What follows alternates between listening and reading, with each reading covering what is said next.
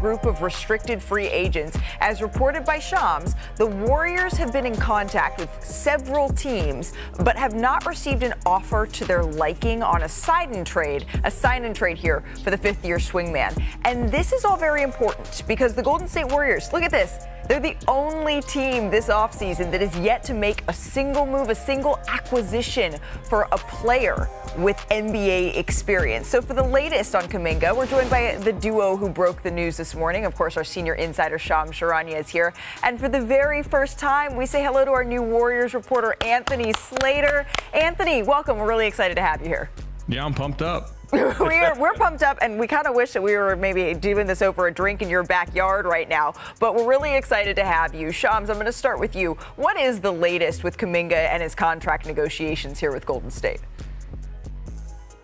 Malika, this is turning into a battle of control over the short and long-term future of Jonathan Kuminga as a Warrior or otherwise. I'm told the Warriors presented Jonathan Kuminga with a 2-year, $45 million offer that contained a team option in the second season, as well as him forfeiting a built-in no-trade clause as part of the deal.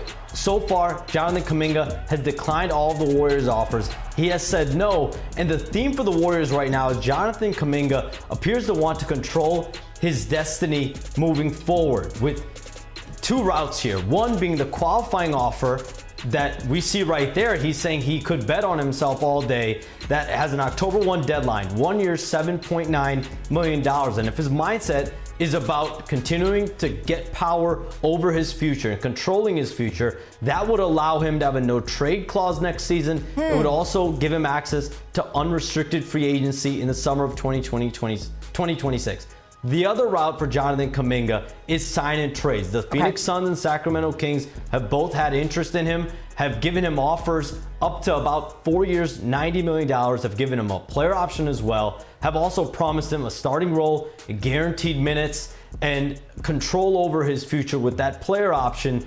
But clearly, the Warriors, as of right now, have shunned all sign and trade offers. So right now, what we see is a stalemate between both sides, is both sides at a crossroads for a player that clearly believes that he has not been given the full amount of opportunity in Golden State. Clearly, he has a high level of self-belief right now. Yeah, I mean, we saw that in that social media post. There's a lot of options here is what I'm hearing that's on the table for Jonathan Kuminga. So, Anthony, you've been around this team throughout Kuminga's entire tenure, his entire time with this roster.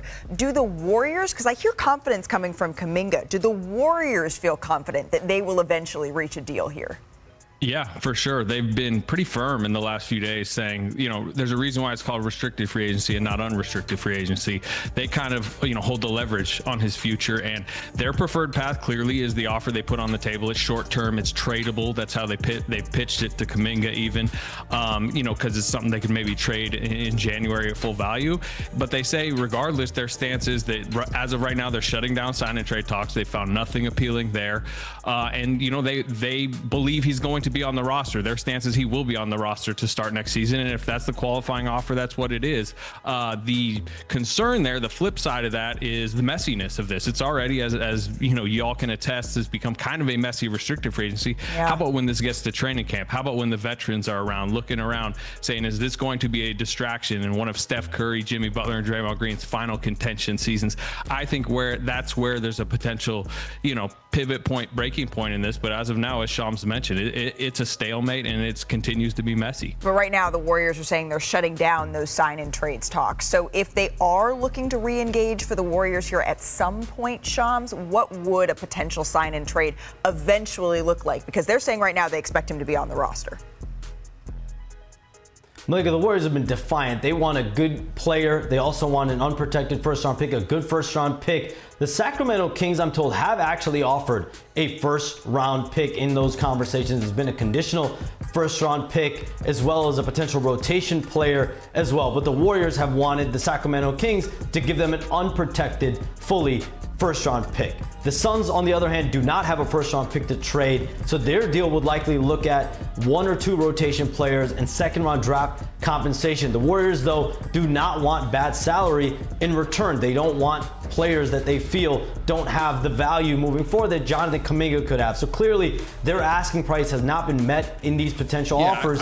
There's still about a month and a half, 2 months left before Jonathan Kuminga has a real decision to make with that October 1 qualifying offer. Okay, so it sounds like there is a whole lot still on the table that Jonathan Kuminga and the Golden State Warriors need to come to an agreement on. Fellows, thank you so much. We'll continue to monitor the situation. And Slater, we really are very lucky and excited to have you here at ESPN, you and your enormous podcast mic. All right, let's take a look at this. Over the last 2 seasons, Jonathan Kuminga averaged just over 17 points on 51% shooting in 56 starts. Those numbers did fall to 14.6 points a game on 48% shooting in the 65 games Kuminga came off of the bench here. We have seen it in spurts. When Steph Curry was out in the playoffs last year, Kuminga rose to the occasion. This has been a constant tug of war between this player and this frame. How much this might impact Golden State, having this really talented player, his contract hanging over a team that has a core of Steph, of Draymond, of Jimmy, that have all said this is the last hurrah, and by the way, are all over 35 years old. What do you think? It's a bad look. It's a bad look on the Warriors, in my opinion, Malika. One, because, you know, I get it with the information that Jonathan Kuminga is saying he's going to bet on himself. But it's hard to walk into a locker room and bet on yourself when a coach has shown you time and time again that at any given time he could pull you out of the rotation. That's number one. Number two, why not let this man go be great, and why are you holding him hostage and from going to another team and assigning a trade if it's the Phoenix Suns or the Sacramento Kings that have up to $90 million on them? Yes, you want great value back for him, but while he's in your organization, you're not valuing him as if he's that type of player. And I'm looking at a Jonathan Kuminga who I believe his ceiling is very, very high. His peers feel the same way. And I just don't understand what a guy that you drafted with the number 7 pick that's been showing you signs and that's been developing. He never comes in the training camp out of shape. We never question how hard working he is. He's gotten better every single season. What is the deal? Well, the one thing that's really interesting, the Warriors are getting only offers from Pacific Division foes. They have not done a trade with the Kings since 1991. I believe that was a Mitch Richmond, Billy Owens trade, if I'm not mistaken. They haven't done anything with the Suns since 2013. So it may not be that attractive for the Warriors to send this guy to a Pacific Division foe. Right. And if you look at what the Kings are offering, they're offering Malik Monk and they're offering a protective first. The Carter thing, I don't think that's going to happen, Devin Carter, because he doesn't make enough money. So in order to get the money that you want for Kuminga, you have to do Malik Monk, who averaged 17, 5 rebounds, 3 assists. But are we losing the plot here a little bit? I think what Perk mentioned about the lack of faith that it seems repeatedly that the Golden State Warriors have had in Kuminga. And Steve Kerr wants to go. He wants to go. He wants to go. And the Kings are offering a starting spot. Okay. Power forward next to Keegan Murray, next to Sabonis. He's talked on a Zoom call with Scott Perry, as you know, the GM, B.J. Armstrong, the assistant GM, and also with their head coach. Okay. So he's in. Right. He wants to go there, but I think that first, the Warriors don't like the first. And then the Suns, I heard they're like offering Royce O'Neal in 4 seconds and Nick Richards. That's just not pretty enough. You are around this team as much as anybody, and you know how deeply sourced Anthony Slater is around Golden State, one of the very, very best. He's saying that the talks right now, they have stalled. And so realistically right now, we are looking at a team that has 9 players, 9 players on their active roster. Well, and I saw Gary Payton II 2 days ago. Yep. I'm like, what's going on? He's like, waiting on JK. Right. He is. Al Horford is. Everybody is. Yeah. Right. And so, Perk, when you look at realistically what we can expect from this Golden State Warriors team that we've often talked about as sort of the the beacon of light when you're looking towards what you want to be in terms of a consistent core, running things back. The last couple of years, it really hasn't been that. What can you expect from Golden State this year, knowing that this is who they're putting out there to try to maximize the last years of Steph? Well, the way that this is trending, I'm not expecting greatness, right? They traded for Jimmy Butler at the trade deadline to come in and give Steph Curry life. He did that. Now you want to go into training camp not only healthy, but having those guys be able to get the reps on the floor, but you want to go into training camp with no distractions. Right. You want to go into training camp with the hopes of building team chemistry. Think about the Warriors and where they've been over the last 2 to 3 years, right? It's been the Klay Thompson drama, the beef with the organization. Can Steph finally come into the season without drama, where it's solely focused on basketball in that locker room? If they don't address this Jonathan Kuminga situation, then again, they're going to be entering another season with one of the greatest players to ever play the game of basketball with not that much time left, with drama, instead of focusing on basketball and hitting the ground running. And I think the Warriors have proven over the last couple of years that it's been really, the two timeline thing has been really hard for them to master. They haven't quite found a way to bring along young talent in a way that is fair and also reflective of the talent that they $1 million deal with a team option. And you could be sitting here saying, I get it. Kuminga's, he's worth more than that, right? But that's not exactly what the holdup is. The holdup is that the Warriors want Jonathan Kuminga to waive what would be an inherent no-trade clause in that deal. The 2-year, $45 million offer that Golden State has on the table right now, just the way the CBA works, there would be a no-trade clause attached to that contract with just how the rules work, and the Warriors want JK to waive that if he were to sign it. They will not agree to the deal unless he does. Aaron Turner, Jonathan Kuminga's agent, is not really keen on this either, and they've been more focused on sign and trade partners this entire offseason and really leaving Golden State. That's been the notion basically the entire time until it was officially revealed, is that Kuminga does not want to be a member of the Warriors any longer. He believes that they have stunted and strung along, per Shams Charania's quote, his career. So they haven't really found that person yet. The Suns, the Kings, they've been interested, but neither team has really put out an offer that Golden State has wanted. And the Warriors at this point, due to that fact, are essentially cutting off all sign and trade talks for Jonathan Kuminga, and they're basically leaving him with two options. He can either sign that 2-year, $45 million deal with the team option, or he could sign the $7.9 million qualifying offer and enter unrestricted free agency next offseason. And that also would include a no-trade clause, which is kind of something that Kuminga seems pretty keen on right now, as he wants as much control as he could possibly get over the future of his NBA career. And now that brings us to this. Yesterday, via Instagram, Kuminga goes to a story, and he says that I'm going to bet on myself. I'll bet on myself all day. At ARockTurner20, that is his agent, Aaron Turner. So they're on the same page. They're in that same picture together. And it looks like Kuminga is going to be betting on himself. Now, what does that mean for the Golden State Warriors? Well, if he's betting on himself and the Warriors aren't moving off that $45 million 2-year deal, then that means he's probably turning for the worst case scenario option, and that is signing the qualifying offer. He's been threatening to sign it. Slater reported it, and Shams reported it yesterday, that Kuminga's side is anticipating a scenario where they're going to sign the qualifying offer. And if there's no deal before August 12th, that's when Jonathan Kuminga goes to Africa to play for the Congo, to play an Afrobasket, risking injury, and at this point the Warriors cannot rescind the qualifying offer, so whatever happens over there, he can just accept it.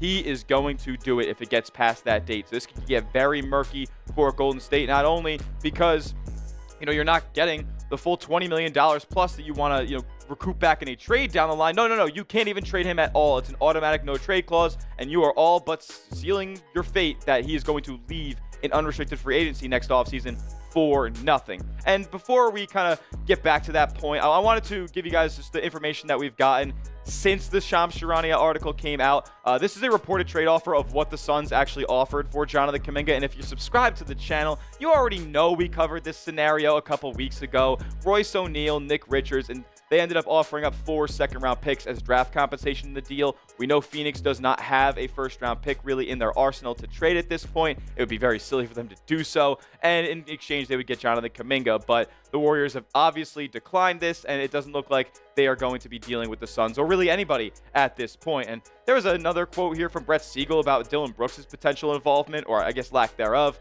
He said, Phoenix has not offered and will not involve newly acquired wing Dylan Brooks in trade conversations this offseason, nor would the Warriors hold interest in him, according to sources. So I guess that's just a little nugget right there. I just want to keep you guys in the loop with as much information that is coming out from all these insiders regarding the Kuminga potential trade saga, which kind of seems off the table at this point, as the Warriors also declined a Devin Carter and Dario Saric, along with 2 second-round picks trade from the Sacramento Kings. It's been the long stance from Golden State that they want a first-round pick along with a young player in exchange for Kuminga, and that has just been an absolute pipe dream. Like, the Warriors aren't blameless in this situation either. Like, they are holding way too high of a price tag for a guy. They want to play like a role player, but they won't accept role players back in return for him in a trade. So they are not blameless in this situation whatsoever. I believe that they should just accept one of those 2 deals and move on.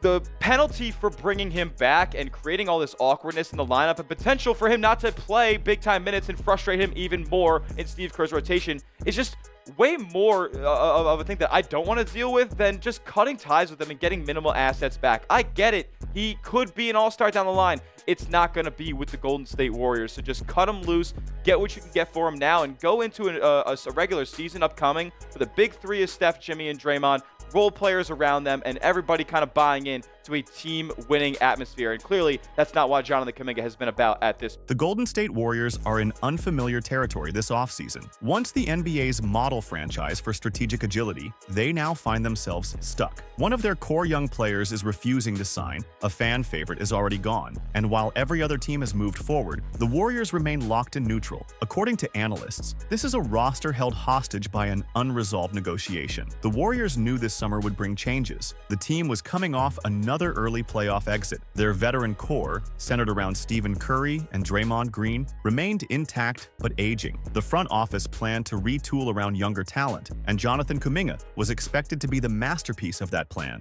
Instead, that plan has stalled. Jonathan Kuminga stepped into restricted free agency in July. The Warriors made a seemingly reasonable offer of 2 years, $45 million, and a team option on the second year. Since the deal did not include a no-trade clause, Kuminga rejected it forthwith. According to team sources and league executives, the players' camp is seeking a longer commitment, somewhere in the range of 3 years and $82 million. More importantly, Kuminga wants contract terms that give him agency over his future, including trade protections and guaranteed playing time. The standoff has dragged into August. Kuminga has not signed an offer sheet with another team, nor has he accepted the Warriors' proposal, and Golden State has made no other roster moves while this remains unresolved. Now, the thing is, the Warriors have already lost Klay Thompson, the 5-time All-Star left for Dallas, in a sign-and-trade deal on June 30th. In exchange, the Warriors received only a traded player exception and future considerations. The deal was financial in nature, and the organization framed it as part of a broader youth movement. That movement was supposed to include Kuminga. Now the team neither has Klay Thompson nor any other incoming players. Moreover, a vital young talent has been refusing commitments. Golden State has also turned down multiple sign-and-trade offers for Kuminga. The Sacramento Kings offered a package, including a $63 million contract and rotational players. The Phoenix Suns made a pitch built around a $90 million deal and draft assets. The Warriors said no to both. The team probably believes Kuminga has not reached his ceiling. He averaged over 20 points per game during their playoff series against Minnesota. He showed flashes of becoming a two-way star. The Warriors want him under contract on favorable terms. They are not willing to give him away,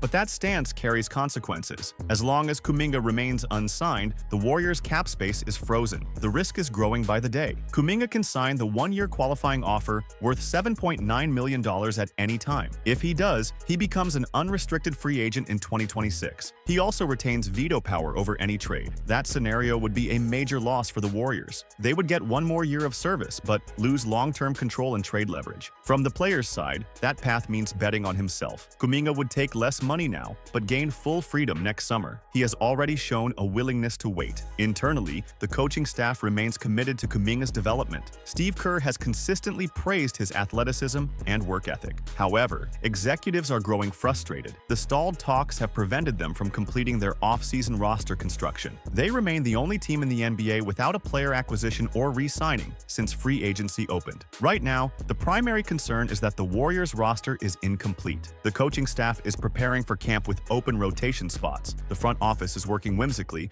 and fans are desperately waiting for resolution. So, you see, Golden State's off-season story is now about one negotiation that could define the next phase of the franchise. If they keep Kuminga, they must pay him and play him. If they trade him, they need a return that resets the balance. On the other hand, if they lose him for nothing, they risk wasting a year of Stephen Curry's final stretch. Stay tuned and subscribe. We'll keep posting updates as this situation unfolds.